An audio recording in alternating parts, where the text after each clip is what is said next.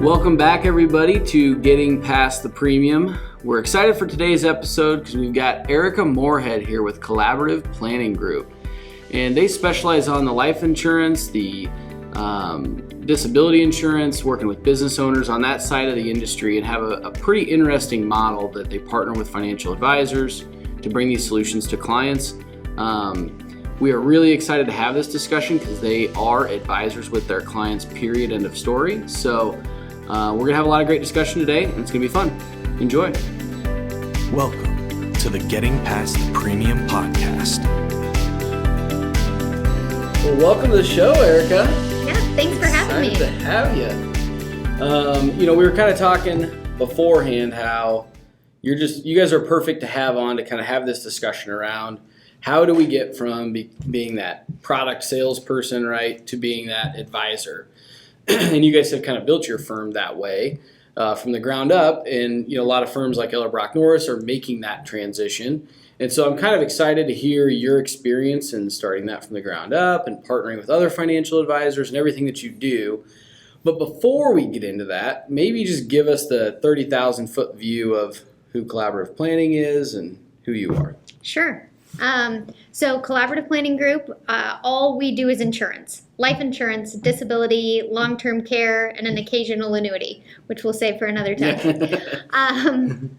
But essentially, our firm was designed to work 100% in conjunction with the financial advisor. So our industry, historically, we find ourselves kind of competing with one another for who gets to be the quarterback or the kind of center of the client's financial world, if you will. And so we just recognize that with one person trying to run the client's entire world, it really encourages kind of generalists in our industry, and we were losing depth of knowledge in different parts of clients' plans. Yeah. And so absolutely it's important that the client has that quarterback, that person to kind of run point on their plan. And so our firm was kind of founded and designed to run alongside the quarterback of the plan and be there with the depth of knowledge to specialize and help assist when life, disability, long-term care, or annuities are needed in the context of that plan. Yeah, no, I think that's awesome. We talked to actually Dan Allison, who you know very well. Yeah. And he was on, he talked about how to frame that and think through where you're at in that cycle with the client, whether you're kind of that quarterback or you are a specialist. And to your point, we need that depth of knowledge when it comes to advising clients. So maybe just give the audience an idea of the types of clients you're working with typically, and, are they business owners? Are they in, healthcare spaces? What's your kind of typical average client look like? Yes. Our average client, we don't have a typical client. That's kind of the beauty of our firm, is that one moment we might find ourselves working with a professional like a physician or attorney. The next minute we might find ourselves working with a business owner. The next moment we might be with an incredibly high net worth person where we're trying to help run alongside the attorneys and everybody on structuring what the plan and the trusts and the structure of their estate needs to look like. And the next minute, we might be sitting with a cattle rancher or a truck driver just trying to figure out how they're going to pay their bills if something were to happen and they can't go to work tomorrow. So I guess that's what makes it so fun, is it keeps us on our toes every day. Every case, every client is totally different. And would you say that is because you're partnering with financial advisors? Do you think that, you've got to kind of have that breadth of clientele? Yeah. And I think a lot of people get to the point in their practice where they like to have minimums, if you will, like we'll only work on these types of clients, or they have to have a minimum of this.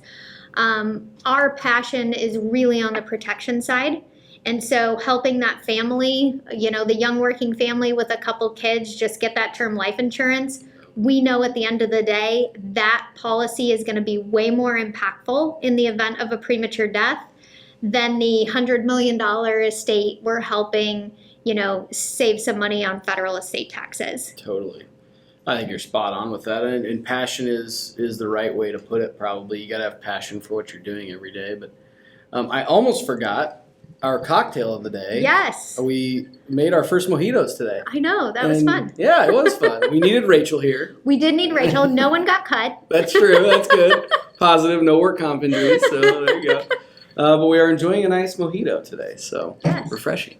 Very. Okay, so let's kind of start thinking about all those clients and where your expertise, that depth of knowledge goes. Let's start with the business owner, because I think a lot of the listeners work with a lot of business owners and they're having those conversations regularly. So let's kind of start there, because I know you guys have a unique and well-developed model in how you view the business owner in what you call the 3 different lenses, right? So do you maybe want to walk through that at a high level, just kind of how you guys think through that as a business owner sits in their business from the life, disability, and long-term care perspective? Yes. And so, being a business owner, Yeah, you wear many hats. that's the truth. And so You wear all the hats. You to a wear degree. all the hats, correct. Some of them you are equipped and well-trained and capable of wearing, and other ones Yeah. you just kind of figure in and out as you go along. That is the truth. So when we sit down to do a plan with a business owner, we really kind of have to analyze that business owner through 3 separate lenses. So the first lens we look at is we pretend for a moment, we kind of ignore the fact that they own the business, that they play any sort of key role in the business, and just look at what they kind of take out of the business as far as personal compensation. Okay. Now, if they worked for somebody else, likely they would get W-2 income, they would get a paycheck. Mm-hmm. But for business owners, sometimes that's a little bit murky, Oh, right? yeah. We've got W-2s, we maybe have K-1s, we actually take distributions or dividends. Sometimes people don't even know. Is it a personal expense? Am I running that through the business? It can be kind of convoluted. All of the above. Yes. So we try to kind of help sort through what is coming out of the business to the personal cash flow so that that family has funds to run their lifestyle. So for raising kids, paying for college, the mortgage, all of that fun stuff kind of comes through your personal cash flow. And so we want to make sure that in the event of a premature death or a disability, that those standards of living would still be met. Yeah. The last thing we'd ever want to have happen is kiddos lose mom or lose dad and then have to lose their friends and their teacher because they needed to move into a different neighborhood and start at a different school. And then you see a whole domino impact there. So that's kind of their personal life almost. We need to make sure that's taken care of first. Yep. Because as long as they stay alive and live happily ever after until retirement, all of that cash flow that they're going to earn along the way, they're going to be moving to the personal balance sheet side, which is going to kind of fund their lifestyle.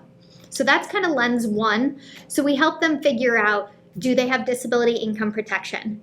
Sometimes we can get a group plan versus an individual plan, or we can couple the 2. So we have some flexibility there in the solutions that we look at.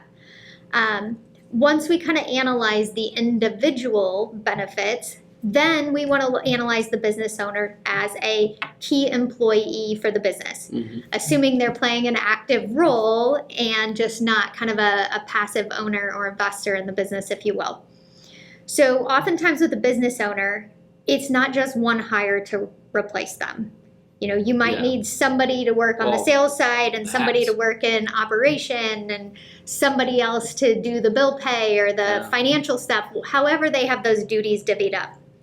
But, the business owners, most business owners understand, or we help them understand, that the value of their business is based on their ability to be profitable and earn income. It's multipliers of that income each year that drive the value of the business. Yeah. So their ability to get up and go to work every day and earn that income impacts the profitability, the cash flow of that business. Totally. So that's where then we analyze them and maybe at that point identify if there's any other key individuals whose inability to work due to death or disability would have a negative impact on the cash flow. Either we're not going to have as much revenue because this individual is gone, so now we're seeing net income shrink because of that, or maybe the cost to go hire 2 people to do that one job is going to be higher thus shrinking the net revenue that direction. That makes sense. And it's oftentimes very confusing for business owners when they own things like life insurance to separate what's mine personally and what's the business. Yeah. And so that lens of kind of key employee coverage really helps them think about the difference. And that is oftentimes so overlooked. We'll see people address buy-sell coverage, which I'll talk about in a minute, or personal coverage, but key employee coverage is it's the profitability, the cash flow of your business. And if we're talking about a premature death or disability, we're talking about a likely trigger that's about to happen in any sort of buy-sell or legal agreements. So we don't want to see that cash flow, that multiplier, be decreased right before a sale is going to likely have to occur. Which I would guess that whether or not business owners thought about key employee, they're not that's a multiple discussion, right? Because that's value of the business, right? Yep. This is an asset that typically has a higher value than maybe revenue as it sits today, because it's an ongoing entity. And that value needs to be considered, because to your point, you decrease cash to, hire these new people or whatever. It's not only just decreasing cash, it's decreasing the multiple of that Exactly. cash. It's having a domino impact on their balance sheet. Because the reason most business owners, at least at the beginning, work very long hours for oftentimes less than market pay is because they're trying to build something. Now, don't get me wrong. Some people just don't want a boss. But other people are working because they want to actually build an asset on their balance sheet. And aside from that, just being a line item number on your balance sheet, the only way that ever truly becomes an asset is when that transaction occurs. Correct. And so that's where then the third lens, we want to analyze what is the value of the business, what's the ownership percentage between the partners, what does the buy-sell agreement look like, and then in the event of that premature death and disability, we want to see what the triggers inside those legal agreements are obligating the other partners to have to do. Because, for example, if one partner passes away prematurely and there is a signed buy-sell agreement in place that obligates the other partner to transact, his death just created a liability on the other partner's balance sheet. And so really making sure that business owners understand what that means for them and have the ability to figure out how would we actually fund this. Do we have the cash to fund it? Would we want to take a loan? Do we want to use life insurance? Again, it's a totally separate policy for a totally different purpose. It's not kind of a one policy serves all, if you will. Yeah.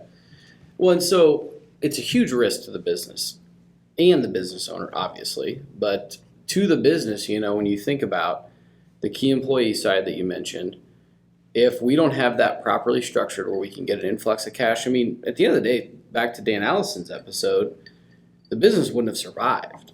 Right. So that's an ultimate risk to the business. His family would have been left, with nothing. And his other business partner would have been in a really tough position, or I guess he would have been in that scenario. And so it really comes down to making sure that this risk is the business owner is properly identified the risk and then is advised on what are my options to solve that. So, but one thing you mentioned in there was the disability side, which I think I'll ask you maybe, how often is that overlooked in this discussion? More, yeah. Right? We'll have very frequently, business owners will show up, we'll say, do you have a buy-sell agreement? They say yes. We say, okay, well, let me see it. And what we get is a life insurance policy that's owned on each other.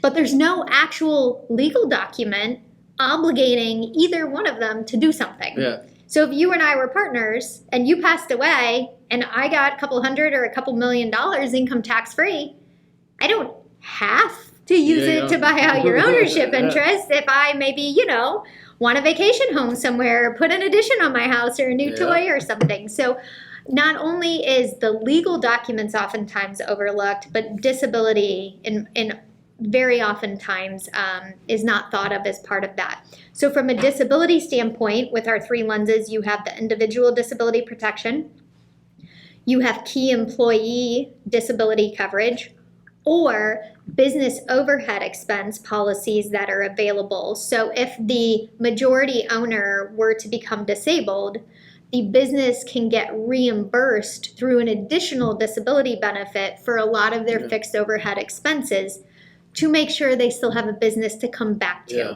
Because a lot of disabilities that our business owners face, they're recoverable. It's not like death. No That's- coming back, yeah. as far as I know. Well, there's only one no person so far, recovery. yeah. Yes, not for the rest of us. And so, but with a disability policy, it's making sure that you can still keep your business running, keep it intact, so you have something to come back to. There's also disability buyout insurance as well to help fund that transaction. You were mentioning, the business owners, and an example came to mind.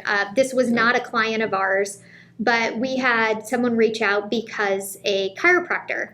So there was a chiropractor practice, and it was just one chiropractor.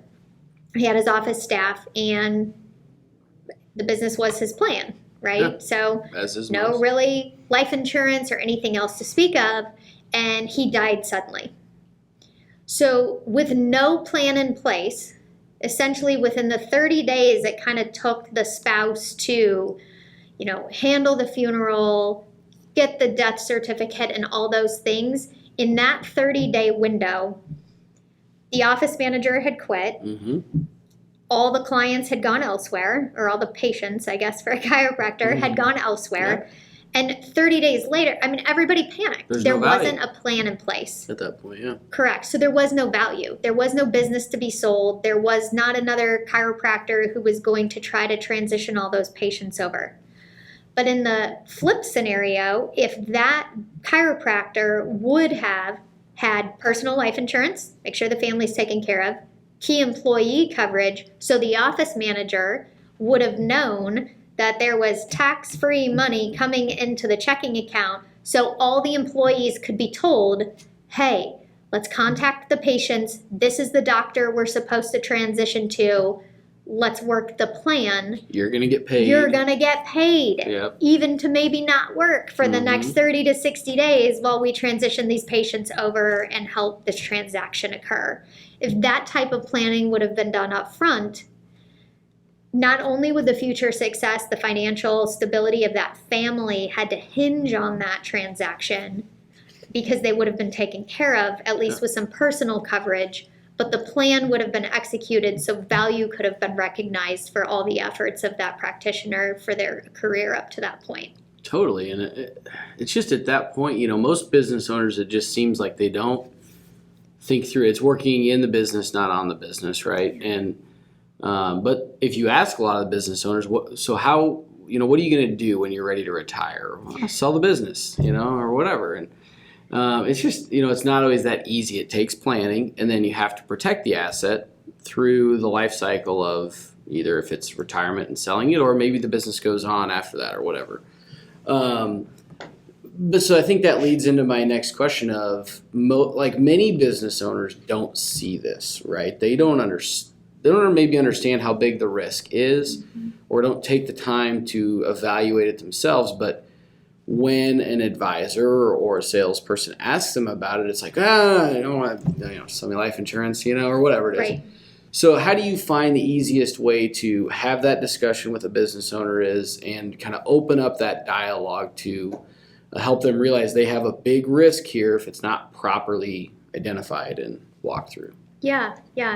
So we kind of work off of a one-page grid to really help them kind of understand each of these 3 hats, if you will, that they wear, where they currently have protection and where the holes lie. And then we help them through an exercise to quantify some of those risks. So once we understand personally what's coming out of the business to them personally, that becomes pretty easy to quantify the risk, what would be lost if they can't get up and go to work every day.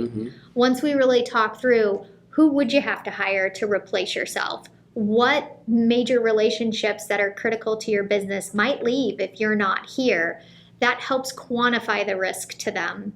And then finally, what are you already obligated to do when your buy-sell agreement? Like, let's dust that thing off. Let's first check and make sure it's actually signed and dated, because half the times it's not. And walk them through that process, because crisis planning leaves so little options. When we can walk people through and we joke with them about, today we're going to kill you off, disabled, we'll put you back together and send you on your merry way afterwards. But if we can have those tough questions, those tough conversations about really what would that look like, it becomes a little bit more real and a little bit easier to help understand where the risk actually lies. Yeah. Well, it's just, we rely on different people in our lives to bring these things up to us. And, the whole point of the podcast is thinking through, how do I transition if I'm in that salesperson model to that advisory model? And if I'm working with business owners, would you agree that this is one of the probably most important areas to start in is, what do you do? What happens to the business if something happens to you? Right? And looking at it from those three lenses. Now, how deep do you guys then get out into their personal life? Because obviously the business, as we've talked, is an asset, but it's one asset that they may own. So maybe just talk through how you look at that. Kind of how does that bleed over into their personal planning and them as an individual, I guess. Or a family, I should say. In several ways. It's a broad question. It is a very broad question. Shannon told me to stop you. She did. There you go. Here it is. So when we're looking from the personal financial side, it's not just a cash flow question, because oftentimes you see scenarios, especially in small businesses, where both spouses are maybe working in the same business, or maybe one spouse isn't working at all because the other spouse works 14-hour days. So there's some additional financial complications associated with a death or disability of kind of the primary business owner, the one working the longest hours. But then you also have the complexity when you have both people working in the same business. I mean, it's one thing if you and your spouse each work for two separate companies, because you're kind of diversifying your odds there. As long as one of us stays employed, like we got some money coming in, but the success of that business, that family's kind of financial security completely relies on the success or the failure of that particular business. When you get into the more legal side, we've talked about the buy-sell agreement, but making sure that's actually coordinated with the wills and the trusts and the powers of attorney, so you don't have kind of conflicting intentions within your documents. So not only having a great business plan, but make sure it's wrapped with a coordinated estate plan for all the partners involved. So that way things can go as smoothly as possible. Take an incapacitation of a business owner where they can't manage the money, they can't transact. It's one thing if it's just you personally can't transact and your spouse is going to pay the bills, but what are you going to do now with the business if that's the only person who's the signer, say, on the company bank account? So we could go a lot of different directions with this as far as the complications associated with it. Yeah. Well, and I don't know if you listened at all, but on our last podcast with Ryan and Andy, we talked about the 10 impact areas of risk, and some of the things that you're talking about are business continuity risks as well, right? Not necessarily do we solve that with a problem, but thinking through like the estate plan. And if you're incapacitated, just what are the next, you use the term dominoes that are going to fall that we need to think about, that sure we can get an influx of cash or we can, have the disability policy that's going to pay for certain things, but from a signer perspective or just what happens in all of these different scenarios so that we can make sure ultimately that the business will continue and it will continue successfully. You don't have the chiropractor example where employees all of a sudden freak out and they say, what do I do now? And they're looking for other jobs. And sometimes the insurance policies can work perfectly, but the business is still adversely effective or shuts down because the planning wasn't there around the insurance policy, right? I mean, I don't know if you have anything to add to that, just around what goes into that from your guys' perspective. But so I guess if you had to have one without the other, liquidity buys time. Yeah, true. Yep.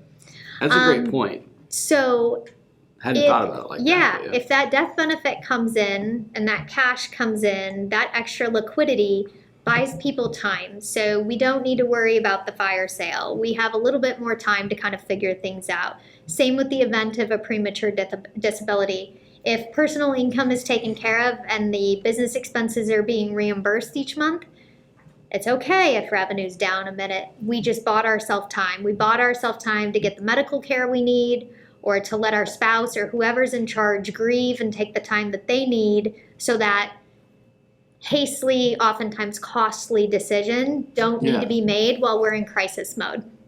Oh, it's so true. And they will happen, because especially when you're with your employees, if they don't know what's going to happen with the business, if they're not sure, they're going to take care of themselves as they should. Yeah. They have families to take care of. And so I always like to kind of think through this. If we could break it down to the super simple, like first steps that, again, that person that's maybe in a salesperson capacity and wants to be more of that advisor.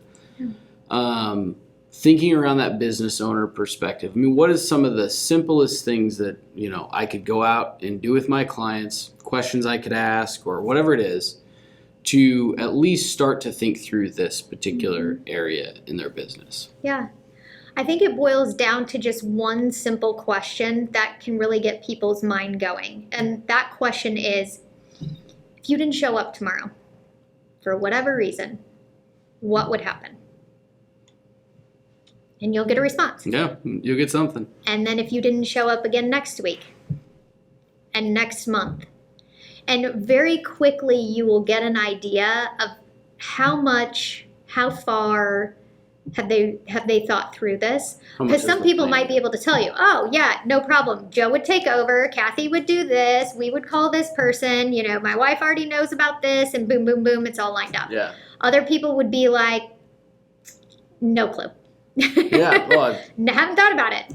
Well, we can have Big Al fact check us, but how many businesses, I mean, just you're off the top of your head thought, and business owners you work with, you've engaged with, would be able to have the first part that you laid out there, Joe's going to take over this, that, we've got it all laid out, versus, I don't know.